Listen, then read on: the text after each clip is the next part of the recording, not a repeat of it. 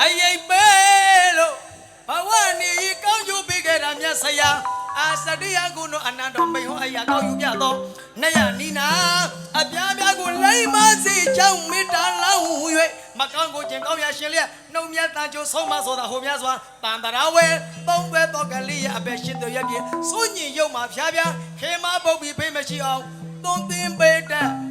ဆရာမြတ်ကံသုံးမှကျူးလွန်တဲ့အပြစ်များရှိပါကလွန်နာရှိကဝန်နာမိပါလို့ဆရာကြော့တဲ့နေရာကြတော့ဆရာကိုယ်တိုင်ဆိုနေကြတချင်းလေးနဲ့သာချီးမြှောက်ပေးတော်မူပါအာစရိယမြတ်ဆရာစိန်တူဝန်ခမညာအားလုံးသုံးကြိမ်တော်ကြအာစရိယမြတ်တော်ဆရာ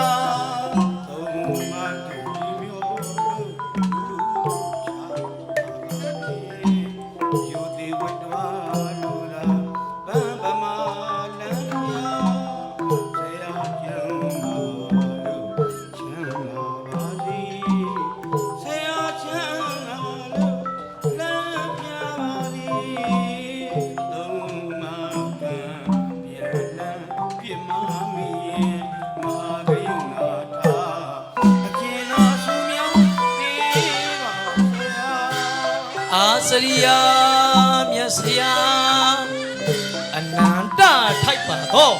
လောကအတွက်ဘဝအတွက်သမဏအတွက်ကောင်းကျိုးဖြားဖြားပေးရတော်မူပါဘိထားသောမြတ်ဆရာပေါင်းတို့အားကာယကမှုဝစီကမှုမနောကမှုပေါင်းပြကျွတ်တော်ခြင်းမအပြစ်များရှိကြပါ